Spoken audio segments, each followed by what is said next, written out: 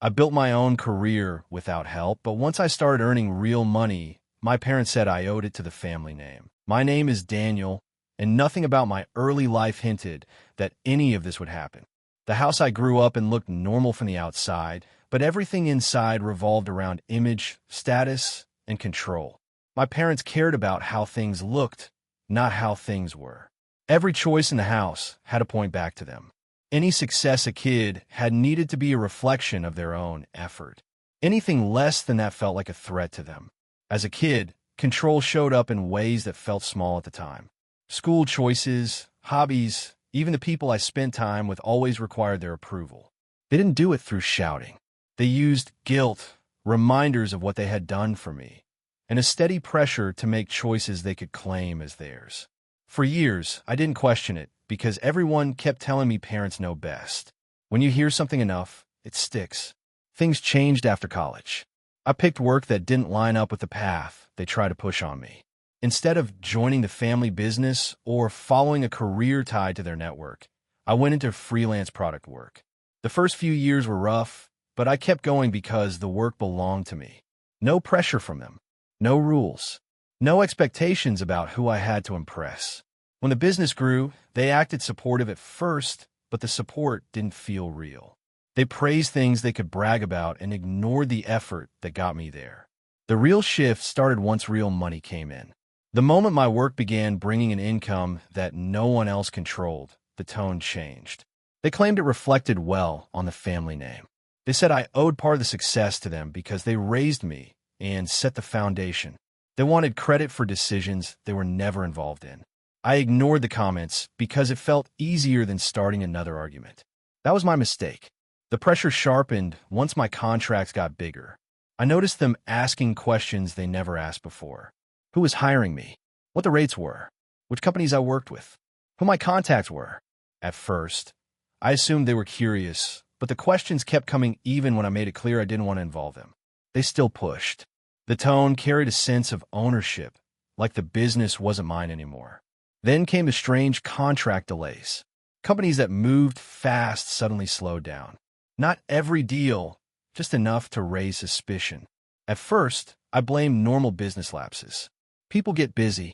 Approval teams take time. No need to panic. But the pattern didn't make sense.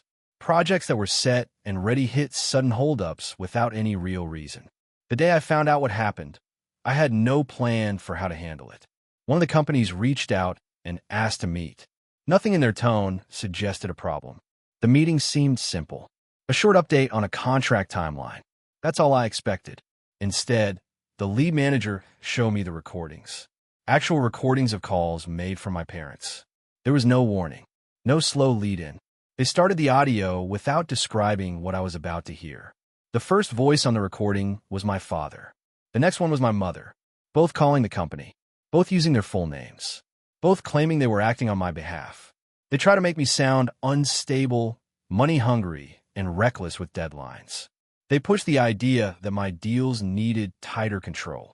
They described me like someone who couldn't handle the work he signed up for. Hearing their voices did something I can't fully explain. It wasn't shock. It wasn't even anger at first. It was a breakdown of everything I had assumed about why things were going wrong. The missing pieces lined up. The delays. The cold emails. The sudden tone changes. All of it came from their meddling. They didn't want to guide anything. They wanted control over money they didn't earn and decisions they didn't make. The company said they saved the recordings in case conflict escalated. They weren't trying to expose my parents. They just wanted me to understand the source of the issue. Once the meeting ended, there was no way to look at anything the same. My parents weren't confused. They weren't misinformed. They had acted with intent. The drive home gave too much time to think. Every memory that once felt normal now looked different. All the small, controlling habits from childhood lined up with their behavior now. Nothing was new. The scale was the only thing that changed. Instead of school choices or hobbies, they wanted access to my income. Instead of telling teachers I needed guidance, they told companies I couldn't manage my own deals. By the time I reached their house, the decision to confront them was already set. There was no point planning a speech or trying to structure anything. This wasn't a debate. I walked in, told them what I knew, and watched the shift happen in real time. At first, they acted lost. They asked why I would accuse them of something so serious. They questioned the reliability of the companies. They claimed misunderstandings. When that didn't work, they leaned on excuses. Stress, pressure, tradition. Nothing made sense. Nothing addressed the fact that they pretended to speak for me. Nothing acknowledged the impact. They kept talking like they could twist things back into their favor. Every excuse came with a layer of denial. They tried to get ahead of the problem by dragging attention away from what mattered. It didn't work. I told them I had recordings. That was the moment everything in their expressions shifted. The denial faded. The guilt didn't show. Only fear of consequences. Not fear of losing my trust. Fear of losing control. Nothing left to say. Nothing worth unpacking. Nothing that would change what they did. I left their house before they could create another excuse or shift blame again. The only thing that mattered was cutting off their access to my work. They had crossed a line they couldn't walk back from, and they didn't even seem to understand why it crossed a line. This was the start of everything that followed. The legal meetings, the recordings, the fallout, the changes. All of it began the moment I walked out of that house and refused to let them rewrite what they had done. The morning after the confrontation, the weight of what happened hadn't settled yet. Sleep didn't come easy. Every time silence took over, the recordings played again in my mind. Not the words themselves, but the tone they used. Calm, controlled, as if they had every right to speak for me. There was no hesitation in their voices. No sign they thought they were crossing a line. That part stayed with me more than anything they actually said. When the companies asked for follow-up meetings, I agreed without hesitation. There was no room for delay. I needed everything laid out in full, without guessing or assuming anything. I went to the first meeting with no expectations other than getting answers. The legal team already had everything prepared. They didn't waste time with explanations or small talk. They opened the folder, loaded the files, and played each one. Hearing the recordings in that room was worse than the first time. The first time, shock blurred the details. This time, every word stood out. Their tone carried confidence, not concern. They spoke like people who believed they had authority they never earned. No pressure in their voices. No sign of hesitation. They sounded like they thought the companies would trust them simply because of their last name. They introduced themselves as if they were part of my business. They said they were helping me manage deadlines. They claimed I was unreliable. They claimed I pushed back on contracts I never questioned. They said I agreed to let them handle negotiations. They told the companies to tighten control over payments and approvals. Every sentence undermined the work I had done, not because they feared for me, but because they wanted control over the direction of the deals. The legal team paused the recordings at key moments to show the discrepancies in what my parents claimed. They highlighted parts where my parents said I was unstable under pressure, or when they said I needed oversight. The team explained how the companies flagged the calls because the language didn't match my work history. They had no reason to believe the claims. My record didn't support anything my parents said. The legal team went through every recording in detail. Each one came from a different day. They had called more than once. Not quick calls, full conversations. They tried to push the same narrative with every company. Sometimes the approach changed slightly, but the message stayed the same. They wanted influence over deals that were never theirs. The team told me the companies kept the files in case things escalated. Not because they planned to use them, but because they recognized the situation could grow into something legal if the interference continued. They didn't want to act without proof. They needed a record of everything. They wanted to protect their end of the deals, but they also understood that I needed to know the truth. After each recording, the room went quiet for a moment. Not out of discomfort, more out of the need to process how far my parents had gone. The legal team asked if I needed a break, but the last thing I wanted was to sit in silence.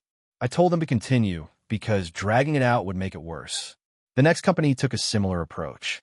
They showed call logs, notes summaries, and the exact claims made during the conversations.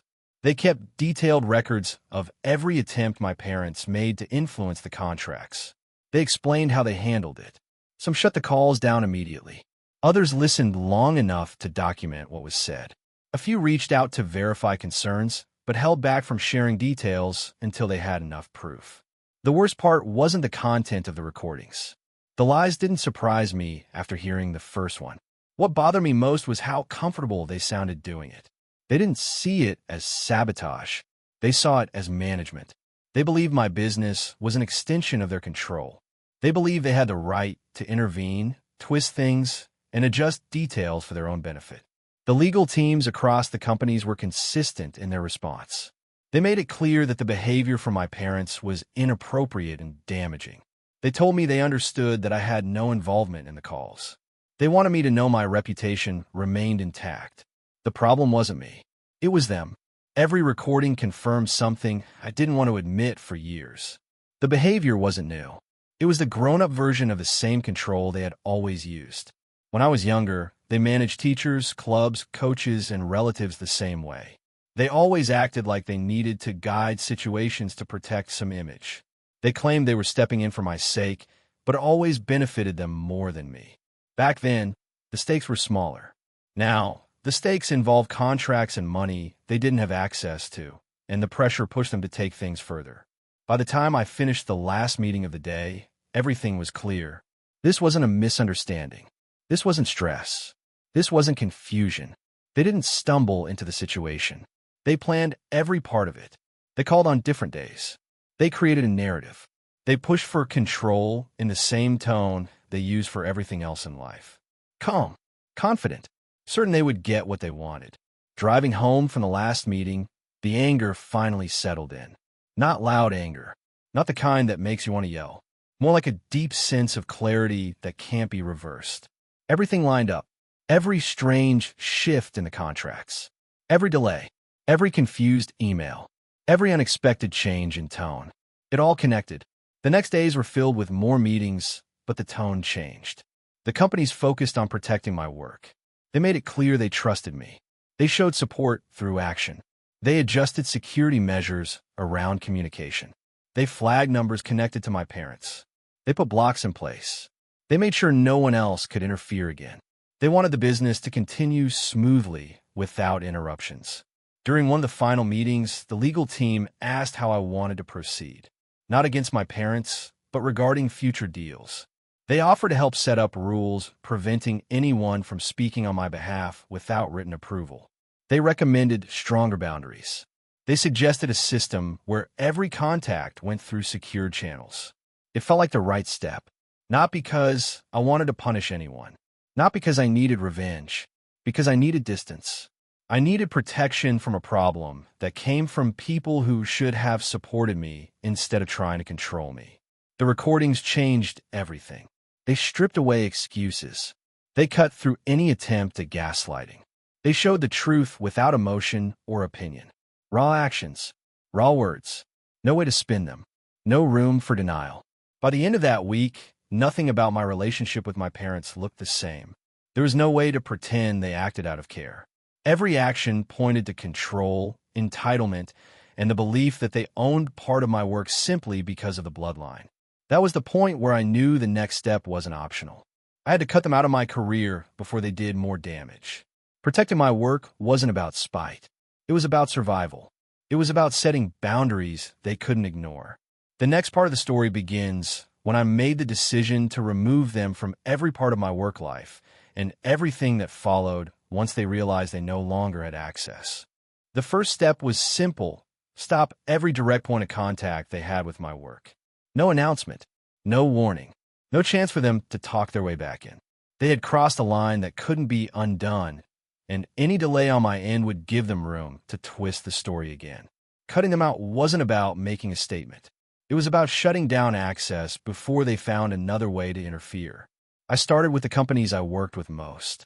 Each one already understood the situation because of the previous meetings, so the process moved fast. I asked them to block every number linked to my parents, including the landline at their house. The companies didn't hesitate. They flagged the numbers in their systems, changed communication rules, and made sure no one could claim to speak for me again. Everything had to go through me directly. No exceptions. After that, I talked to the teams that handled scheduling, billing, and negotiation. I explained the pattern of interference without going into details they didn't need. They didn't ask for anything personal. They only needed the instruction. They entered notes into their systems stating that no calls, messages, or emails from anyone outside my authorized list should be acknowledged. If someone tried to get information, it would be reported to me immediately. Then I moved on to my own office. The building didn't use heavy security, but it had front desk staff who kept track of visitors. I went in early, sat down with the manager, and went through a short list of people who needed to be turned away on site. No explanations, no emotional backstory, just facts. The manager respected the directness and made the arrangements without asking questions. The next week, the results of those changes showed up fast. My parents tried calling the companies again, but their numbers didn't go through. They tried sending emails, but they bounced back. When they showed up at my office without warning, the front desk followed the instructions. They didn't argue. They didn't let them pass the lobby. Security walked them out before they reached the elevators. I didn't even hear about it until later that day, when a manager sent a short note about the incident. The part that stood out most was how predictable their reaction became once the access disappeared. They started contacting my coworkers, not because they needed answers, but because they wanted to pressure someone into giving them information. They tried leaning on polite introductions. When that didn't work, they switched to guilt. When guilt didn't work, they tried implying that the company should listen to them because they were family. But the coworkers already knew what had happened.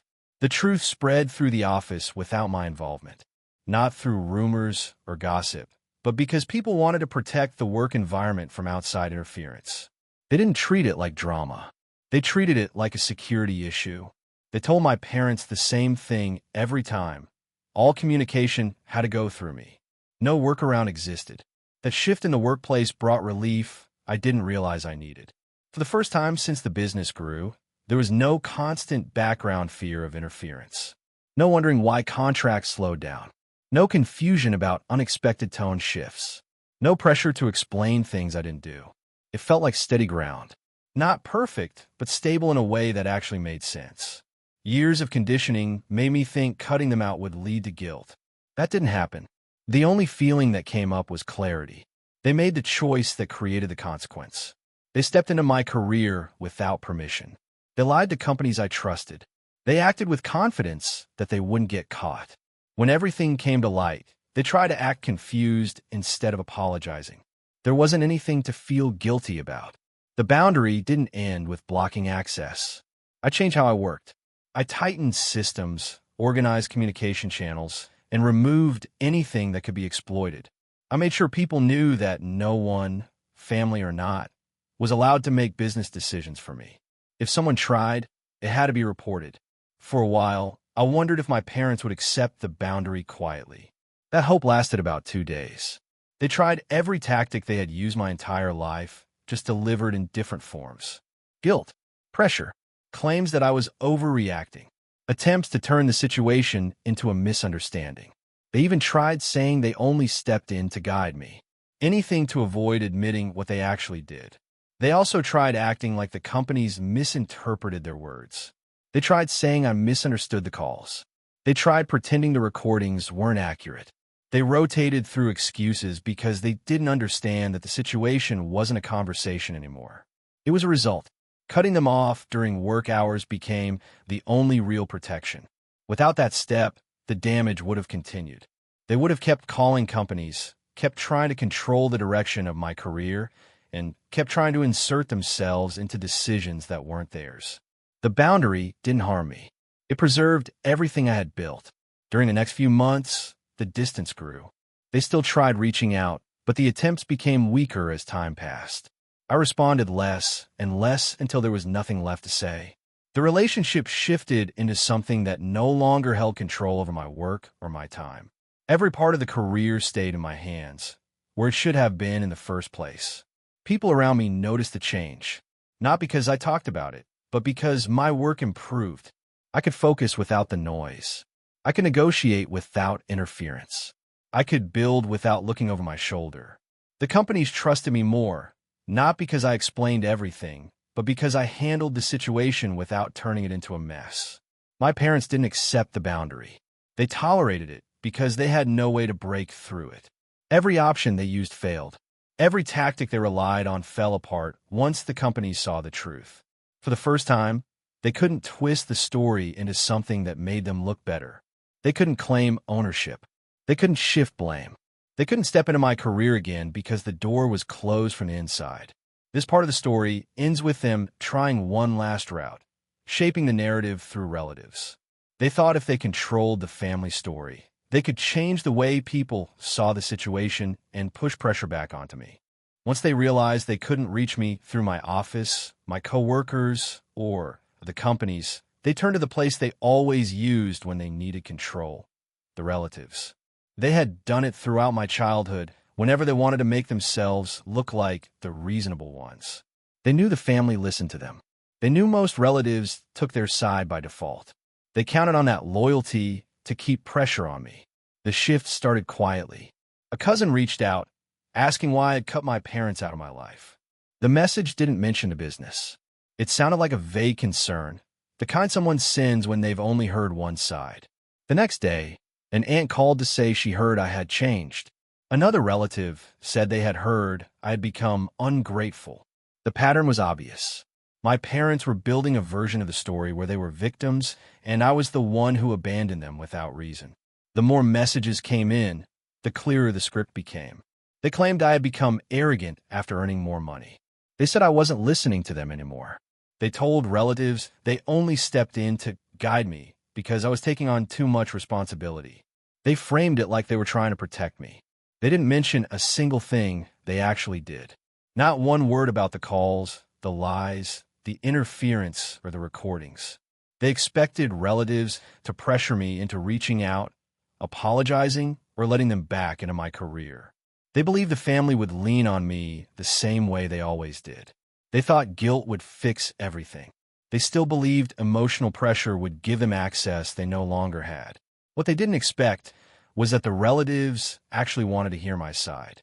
Not because they distrusted my parents, but because the accusations didn't match the person they knew. They wanted clarity. They wanted facts. They wanted to understand what pushed me to step back so suddenly. None of them expected the answer I gave. Instead of arguing, explaining, or defending myself, I sent the recordings. Not all of them, just the first two, long enough to make the truth clear without adding commentary. The calls didn't need interpretation.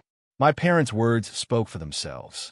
When the relatives heard the tone, the confidence, and the way my parents claimed things that weren't true, the reaction changed instantly. No one argued after that.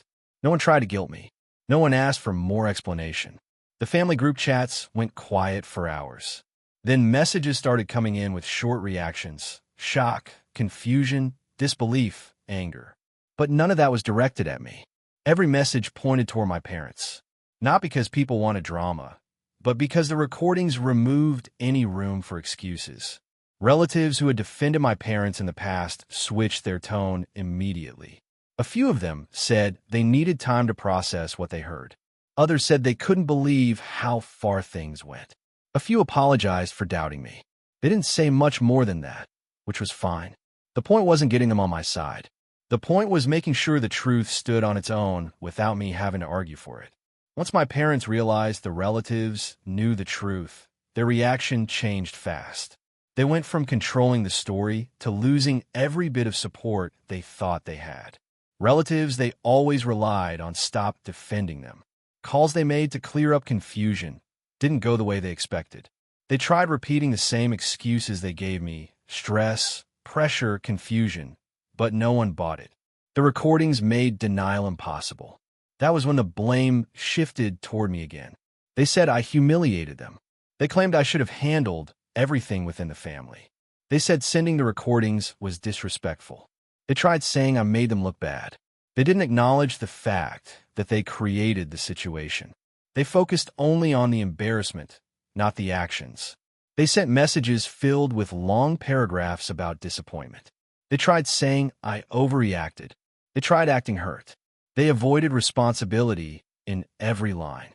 They never acknowledged the content of the recordings or the damage they caused to my work. Every message circled around the same idea. I was the one who embarrassed them, not the ones who interfere with my contracts. I didn't respond. There was nothing I could say that would matter. My parents didn't want understanding. They wanted control. They didn't care about the truth. They cared about losing their image. They weren't upset about the recordings themselves. They were upset that people heard them. Once I stopped responding, they tried one last push with relatives. They tried framing the story as a misunderstanding blown out of proportion. They tried downplaying the interference. They said the companies misunderstood their intentions. They said I shared the recordings out of anger. They wanted to shift blame any direction except where it belonged. It didn't work. Every relative who heard the recordings understood what actually happened.